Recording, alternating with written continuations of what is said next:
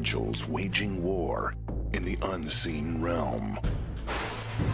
Global events fulfilling biblical prophecy. Eternal life. What lies beyond mortality? From analyzing the paranormal from a biblical worldview to the discussion of cutting-edge science and technology, conspiracy, discovery, special investigative reports. Unafraid to explore the challenging issues facing humanity. Welcome to another edition of SkyWatchTV.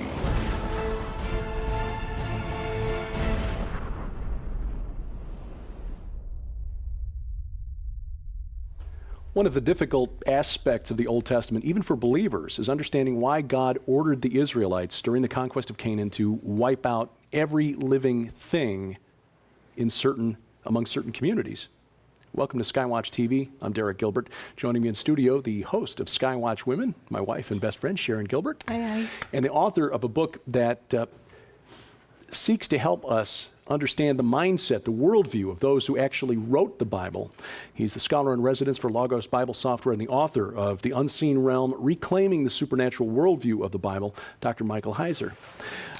Mike, the conquest of Canaan, is Yahweh, the God of the Old Testament, just a genocidal maniac yeah. as skeptics will claim? Yeah. That description always suggests that it's indiscriminate. There's no sort of rationale for this. Caprice. God wakes up one day, he's bored, so who do I kill? Yeah. Why not? Let's just kill more than I did yesterday. All these caricatures, again, of God, very convenient.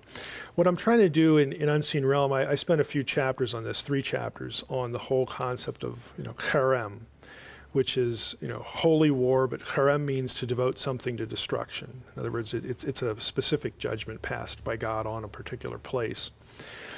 What I'm trying to do is show people that, hey, novel idea here.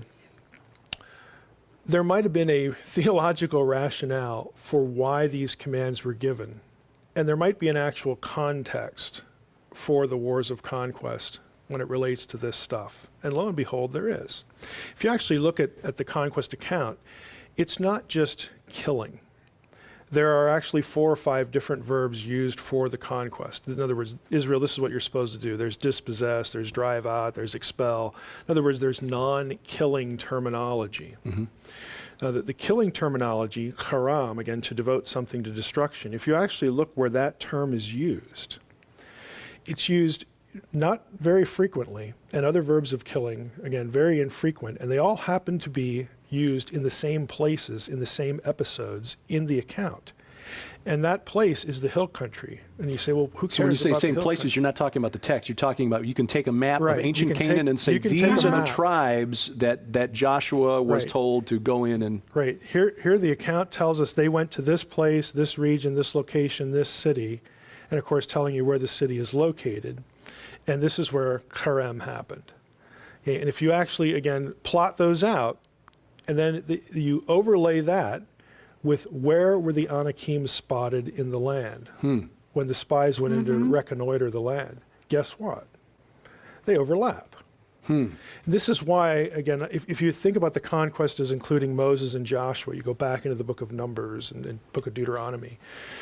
The conquest of the territory that God wanted to give to his people actually begins and ends with giants, with the giant clans.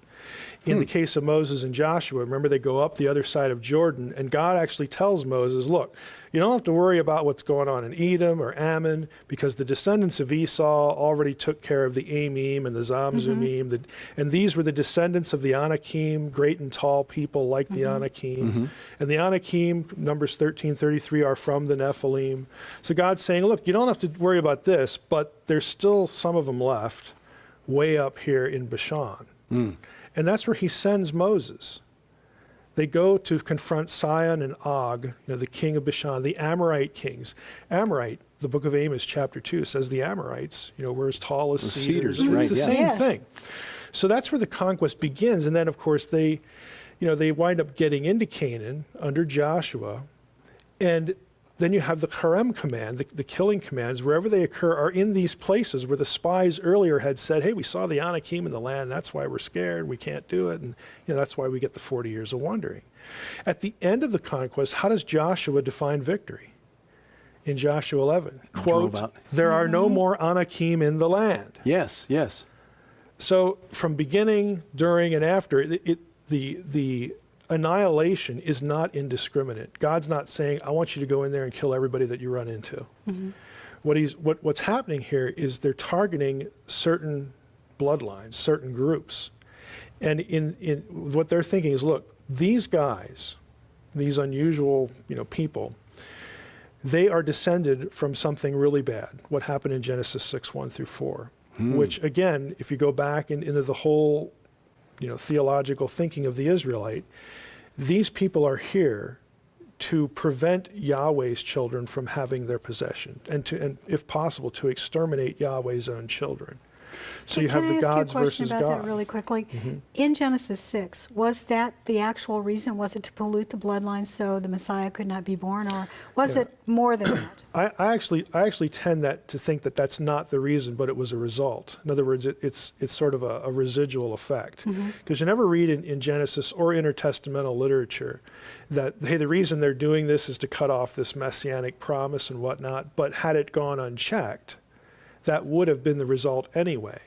So if you're looking at it from God's perspective, which sort of counts, then you look back on this, and we have to intervene here. We have to preserve Noah. We have to get to the other side of the flood. We got to do this, that, and the other thing, because he again has this plan in his head, whereas maybe the writer doesn't know the whole picture, the reader doesn't know the whole picture, that sort of thing. So that would have been a problem. Okay, it would have been a problem. So the Anakim were descended, or was there another incursion? This is the whole question of how do you get, Anakim after the flood and all that. There's basically three possibilities for that. I didn't invent these. This is an old question, as you can imagine. So one view actually does include Noah and say, no, not Noah himself, but maybe not his sons, maybe their wives, or something's going on there, so you can sort of have Noah's line okay, but not okay, that kind of thing.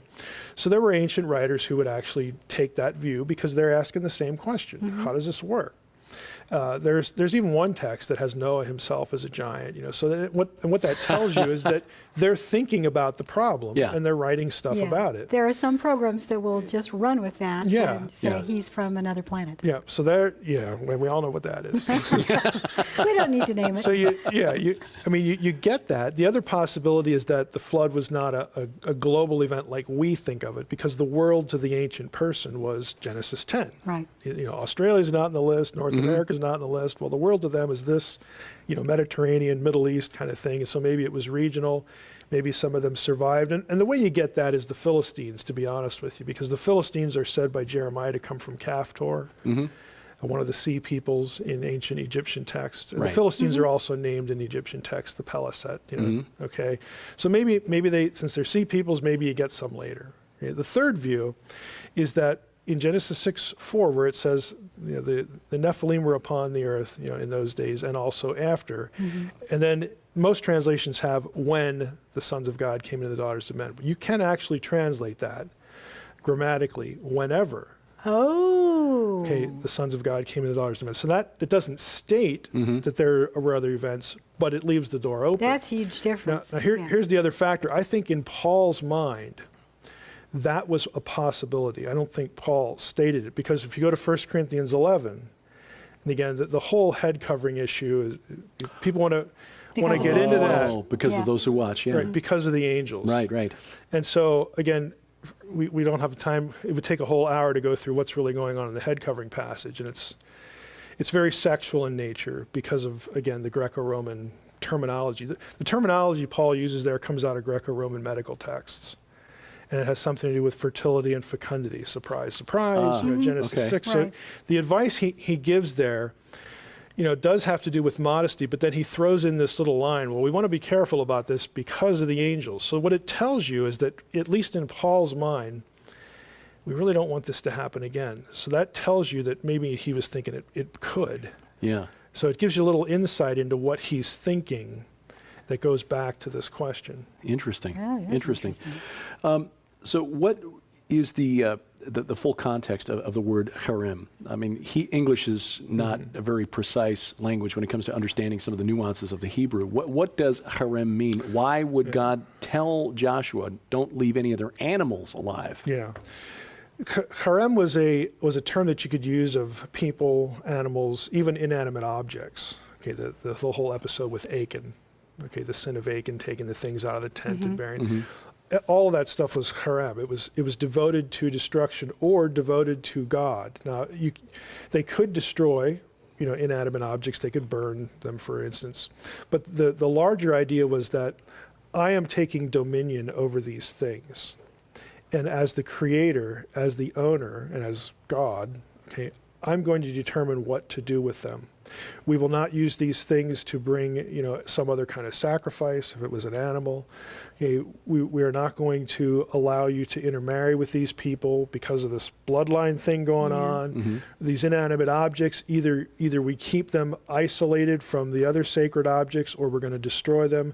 In other words, God asserts his dominion and ownership, his right to essentially say life or death, on this particular object that's named.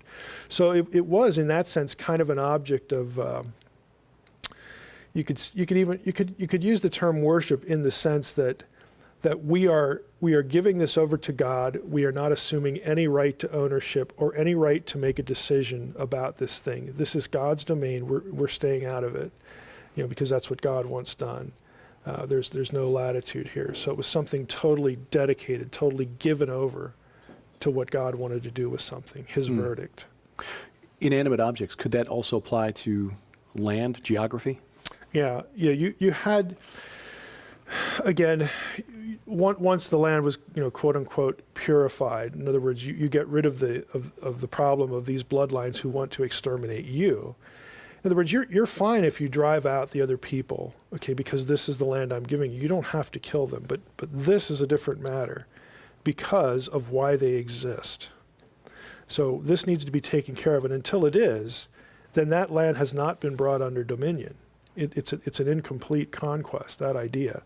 So, you go into these regions, these cities, whatever, and this is the logic, the theological logic of why God is dictating this. It's not indiscriminate. It's not random. It's not, hateful. It's life or death. I like to say it this way, to an atheist, look, now you're telling me how horrible it is to worship a God who would do this in any regard. Okay, well, I think you're a hypocrite, and here's why. I want to sit with you in your room, in your child's bedroom, and I want to hear you tell your child that, look, if an intruder comes in, if a burglar comes in, I just want you to know that mommy and daddy won't do everything possible to protect you. Okay, we won't, if this person's going to kill you, we won't even kill them. We can't do that, and we're sorry. Yeah.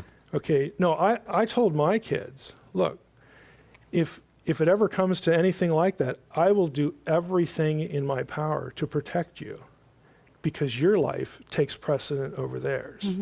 So I want to hear the atheist either lie to his kids or give the kids that message, okay, that you're not this important to me. And I think they're hypocrites. That's brilliant. And that raises another interesting question that we'll address on the other side of a break, which is if these other cultures, clans, were, in a matter of speaking, coming into the tents of the Israelites and intending them harm, why were they doing it? Was there something directing them, part of this theological war for the Holy Land? Our conversation with Dr. Michael Heiser about his book, The Unseen Realm, continues right after this on SkyWatch TV. Finally, a book that helps you make sense of the hard-to-understand parts of the Bible. SkyWatch TV is proud to offer The Unseen Realm by ancient language and Bible scholar Dr. Michael S. Heiser. He takes you into the world of the men who wrote the Bible under the inspiration of the Holy Spirit, and by understanding their worldview, you will better understand some of the weird parts of the Bible. Like, why was it so important to mention giants in the Old Testament? And why did Peter and Jude reference the angels who created them in the New Testament? The supernatural war between God and the fallen angels is real. The Unseen Realm helps you understand the way the apostles and prophets saw that war. And when you order The Unseen Realm from SkyWatch TV, we will add these 2 books free. The Supernatural Worldview by Chris Putnam and G.H. Pember's classic Earth's Earliest Ages. Order The Unseen Realm now by calling the number on your screen or log on to skywatchtvstore.com. Welcome back to SkyWatch TV. I'm Derek Gilbert. The conversation with Dr. Heiser is fascinating, but we've got even more Heiser for you. Check out the exclusive web-only content at skywatchtv.com. More interviews that we can't fit into our network television schedule, and then special programs you will only see on the web and at the SkyWatch TV channels on Roku and YouTube. Programs such as Skywatch Women, our weekly science program, Sci-Friday. Sci-Friday, yes. Into the Multiverse with Josh Peck. Don't watch that one. That will make your head explode. And daily news updates as well. All of that you'll see at skywatchtv.com. Mike, you made a really interesting illustration of the reason that God, Yahweh, had for ordering or dedicating to destruction these bloodlines, these giant bloodlines, the Anakim, Rephaim, Nephilim in the Old Testament. Why were they seeking to do harm to the Hebrews? Was there a cosmological tug of war, power struggle taking place in ancient Canaan? Yeah, I think when you get, especially after Babel, you sort of have, we've talked a little bit before in other episodes of Skywatch about how, an Israelite would have been thinking the world is the way it is because of the fall, because of what happens in Genesis 6, and then what happens at Babel, when the nations are punished by God for disobedience at Babel and assigned to, the sons of God, lesser gods, lesser divine beings that in the beginning, God would assign them roles. I'm not going to have a direct relationship with the nations. I'm going to go make my own Israel over here in Genesis 12, right after Babel. But that relationship deteriorates, we're told in Psalm 82. They become corrupt. They don't rule the nations according to the good laws of the true God. They manipulate them. They abuse them. All of that sort of is a maelstrom, kind of a maelstrom of events, where now when you get into the conquest, you have this territorial domain situation in place, and you've got that level of rebellion, but now you've got, again, descendants, from the Nephilim as part of the picture. And so it sort of marries the two. It marries this bloodline thing with the territorial dominion, and now when Israel comes tromping through these other territories, it becomes an us or them kind of thing. So it has degenerated to the point where God knows that, look, these particular people, okay, they were raised up by rival gods, sons of God, rival divine beings, who they're hostile to me and to you, naturally, because you're mine. And so they're superior in terms of who they are and their military might and all this sort of thing. They are the number one threat here. They really can. It is within their grasp to exterminate you. And so this must be taken care of. And it just sort of degenerates from that point on. It becomes a war not just of expulsion. Because when it comes to, again, there's more than one verb, for the conquest. It's not just killing. You can drive a bunch of them out, and we're okay with that. But when it comes to these, you can't let them remain because they will be back.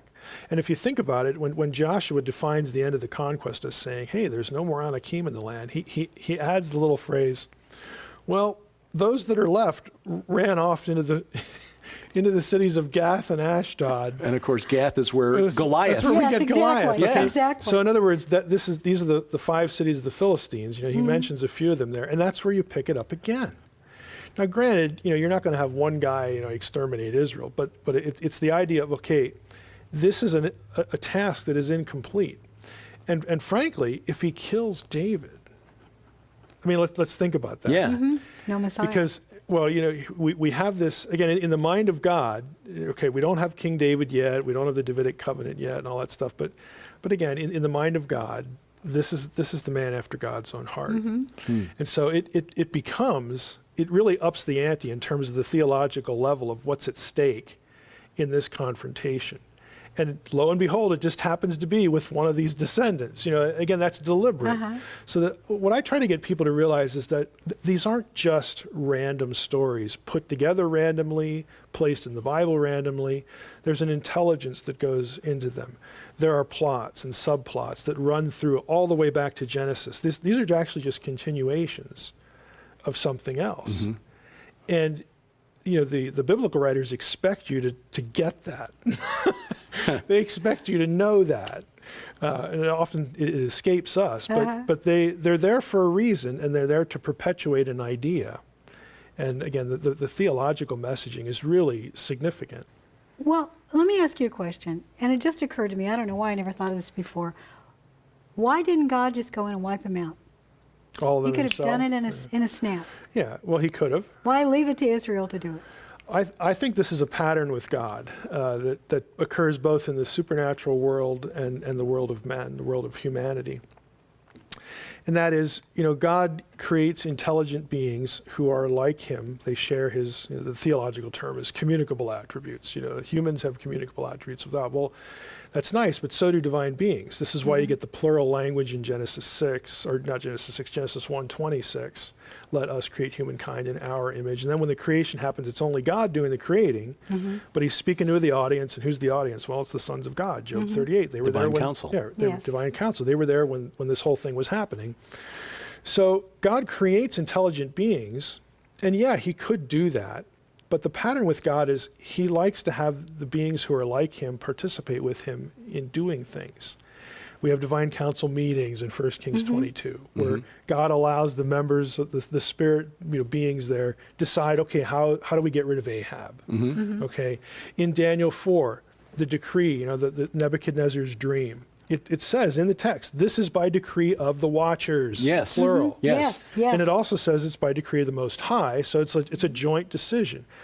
Daniel 7, the court sat, the council sat, and judgment is rendered on the four beasts. Okay, it's just a pattern. God likes to have the intelligent beings, his family members, so to speak, divine or human, do things with him and for him, participate in the decision, to participate in how history is propelled. So I look at this as just another one of these examples that, I'm not going to do everything for you. I want you to do it with me. I'm going to cooperate with you. I'm going to fight for you. But you are part of this. You're not just sort of a stage actor and I'm going to do something and now you just reap the benefit. You are part of the story, really. And so you have to play your part. That's incredible. Yeah. I want to come back to Psalm 82 here and just see if I can summarize this. After the Tower of Babel event, God delegated his 70 sons, the B'nai Elohim, as judges, rulers over the different nations that he divided. Divided the nations, counted them according to the number of the sons of God. Yep. Deuteronomy 32:8. Right. And then for whatever reason, some or all of these decided to set themselves up as gods themselves, got a little taste of power, liked it, and decided that they were going to rule not as God's agents, but instead of God. Yeah, rivals. Yeah. Psalm 82 then, is that the scene where God calls them back together and says, okay. Yeah. Yeah, in the beginning, again, the famous first verse, God stands in the divine council in the midst of the Elohim, midst of the gods, he passes judgment. Then verses 2-5 is, why am I angry? And again, it's this whole kind of a courtroom scene where he's angry because of the way they've dealt with people. Paul has this interesting comment in Acts 17, part of the Mars Hill thing, where he refers back to the fixing of the boundaries. Again, it's back to the Deuteronomy 32, the Babel event. And in Paul's mind, again, he senses that, he actually says that God did this so that someday, people might, recognize who he was and be brought back into faith and all this kind of stuff. So it has a redemptive purpose. That's why Israel was supposed to be a kingdom of priests. You live a certain way, you're going to attract the nations back to me. They're going to voluntarily come back. And I actually think that's part of the problem, because instead of Israel trying to attract the nations back through, the Abrahamic covenant, through you all nations of the earth will be blessed, I think the gods of the nations see this as part of the plan. It's like, no. They're ours now, and we're not giving them back. And you get this rivalry situation going on, and you get abuse. And Yeah. by the end of the psalm, because he says, look, all of you are sons of God. All of you are sons of the Most High. You're all Elohim, but you're going to die like men. And then the last verse, the psalmist says, rise up, O God, and take back the nations. Take the nations. So he wants this to happen, but it's an eschatological feel to it. It's actually part of a bigger theme in biblical theology that scholars refer to as the death of the gods. Death of the gods. Right. In other words, when the other gods finally get what's coming to them. Yeah. Now, in biblical theology, it's always associated with the day of the Lord, or themes like resurrection, tribulation, Messiah, all these sorts of things. Because, again, if you look at the New Testament, and I'm a big proponent of, and again, this isn't unique to me, but already but not yet eschatology. Things have been initiated and launched, and they're in process, and then they're going to have a consummation. And you get this tribulation, day of the Lord language all the way through. And not coincidentally, it coincides with the beginning of the body of Christ, the church, the quote unquote new Israel, where now we have the people of God here, and the gates of hell will not be able to, withstand it. So as the church grows, incrementally, the powers, the principalities and powers, geographical terms, geographical rulership terms, thrones, dominions. This is the language Paul uses. Yeah. They lose their turf. Okay? It's a progressive losing to them that's going to culminate, again, in things like the scenes we see in the book of Revelation and elsewhere. But this is actually part, what you read in Revelation is part of a whole complex of ideas that goes back to this desire to see the gods judged. We just got about a minute left here, but something occurred to me. In fact, we talked about it in our weekly Bible study this past week. One of our many Heiser moments? Yes. It's like we ring the bell every week for the Mike Heiser reference. The parable Jesus gave of the ruler who goes away to foreign land in the wine press, and he sends his servants back to, and the tenants beat him up, and then they kill one, and then he sends his son, and they kill him. Isn't it interesting, the tenant language there? Yeah, so essentially, because I had always thought, well, this is talking about the Israelites beating up and killing the prophets, but is there a deeper meaning there? Yeah, I think there is, because the day of the Lord, the resolution of the exile, the end of the tribulation, and the coming of Messiah, of course, in our context, it's the second coming. They not only include all 12 tribes. Okay, this is from Hosea chapter 2, Hosea 1 and 2. It includes Gentiles as well. This is why Paul, when he quotes Hosea chapter 2 about, my people, not my people, and all that, Paul swaps in the Gentiles for the lost tribes, because in Hosea 1, he's included the Gentiles in that vision. That whole, this is what's going to happen. So when you go to a parable like that, you have to view it against the larger picture of Old Testament theology. The Gentile nations are always part of this regathering thing. It's not only Jews. This is what Paul refers to as the fullness of the Gentiles. Well, when the fullness of the Gentiles happens, then we'll go back to Israel, and all Israel will be saved. We're going to have to stop. We're out of time. Yeah, fascinating discussion, but the conversation will continue in the exclusive web-only content at skywatchtv.com with Sharon Gilbert, and for Dr. Michael Heiser. We thank you for watching as we keep watch. This is SkyWatch TV.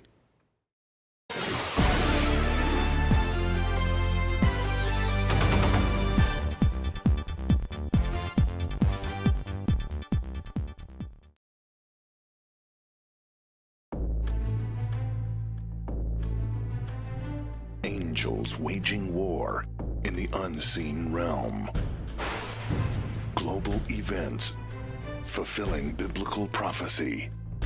Eternal life. What lies beyond mortality?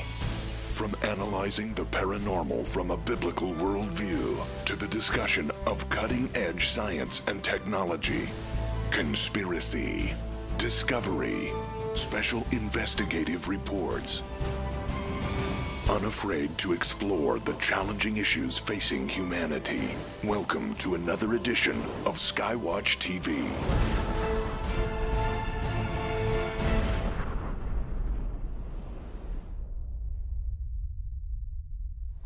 One of the difficult aspects of the Old Testament, even for believers, is understanding why God ordered the Israelites during the conquest of Canaan to wipe out every living thing among certain communities. Welcome to SkyWatch TV. I'm Derek Gilbert. Joining me in studio, the host of SkyWatch Women, my wife and best friend. Logical rationale for why these commands were given. And there might be an actual context for the wars of conquest when it relates to this stuff. And lo and behold, there is. If you actually look at the conquest account, it's not just killing. There are actually 4 or 5 different verbs used for the conquest. In other words, Israel, this is what you're supposed to do. There's dispossess, there's drive out, there's expel. In other words, there's non-killing terminology. Mm-hmm. Now, the killing terminology, haram, again, to devote something to destruction, if you actually look where that term is used, it's used not very frequently, and other verbs of killing, again, very infrequent, and they all happen to be used in the same places, in the same episodes in the account. And that place is the hill country. And you say, well, who cares? So when you say about same the hill places, country? you're not talking about the text. You're talking about, you can take a map Right. of ancient You can Canaan take- and say, you can take these a are the map. tribes that Joshua was Right. told to go in and... Right. Here the account tells us they went to this place, this region, this location, this city, and of course telling you where the city is located. And this is where Harem happened. Okay, and if you actually, again, plot those out, and then you overlay that with where were the Anakim spotted in the land when the spies went in to reconnoiter the land, guess what? They overlap. This is why, again, if you think about the conquest as including Moses and Joshua, you go back into the book of Numbers and book of Deuteronomy, the conquest of the territory that God wanted to give to his people actually begins and ends with giants, with the giant clans. In the case of Moses and Joshua, remember they go up the other side of Jordan, and God actually tells Moses, look, you don't have to worry about what's going on in Edom or Ammon, because the descendants of Esau already took care of the Amim and the Zamzumim, and these were the descendants of the Anakim, great and tall people like the Anakim. And the Anakim, Numbers 13:33, are from the Nephilim.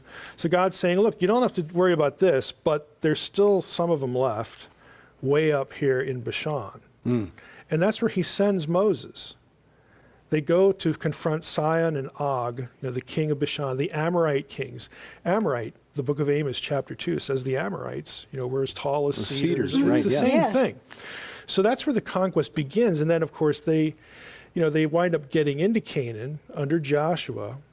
And then you have the Harem command, the killing commands, wherever they occur, are in these places where the spies earlier had said, hey, we saw the Anakim in the land, that's why we're scared, we can't do it, and that's why we get the 40 years of wandering. At the end of the conquest, how does Joshua define victory? In Joshua 11, quote, there are no more Anakim in the land. Yes, yes.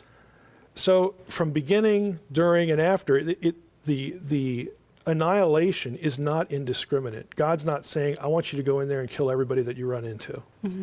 What's happening here is they're targeting certain bloodlines, certain groups. And in what they're thinking is, look, these guys, these unusual people, they are descended from something really bad, what happened in Genesis 6:1-4, which again, if you go back into the whole theological thinking of the Israelite, these people are here to prevent Yahweh's children from having their possession. Friend Sharon Gilbert, Aye. and the author of a book that seeks to help us understand the mindset, the worldview of those who actually wrote the Bible. He's the scholar in residence for Logos Bible Software and the author of The Unseen Realm, Reclaiming the Supernatural Worldview of the Bible, Dr. Michael Heiser. Mike, the conquest of Canaan, is Yahweh, the God of the Old Testament, just a genocidal maniac as skeptics will claim? Yeah. That description always suggests that it's indiscriminate. There's no sort of rationale for this. Caprice. God wakes up one day, he's bored, so now who do I kill? Yeah. Why not? Let's just kill more than I did yesterday. All these caricatures, again, of God, very convenient. What I'm trying to do in Unseen Realm, I spent a few chapters on this, 3 chapters, on the whole concept of, harem, which is, holy war, but harem means to devote something to destruction. In other words, it's a specific judgment passed by God on a particular place. what I'm trying to do is show people that, hey, novel idea here. There might have been a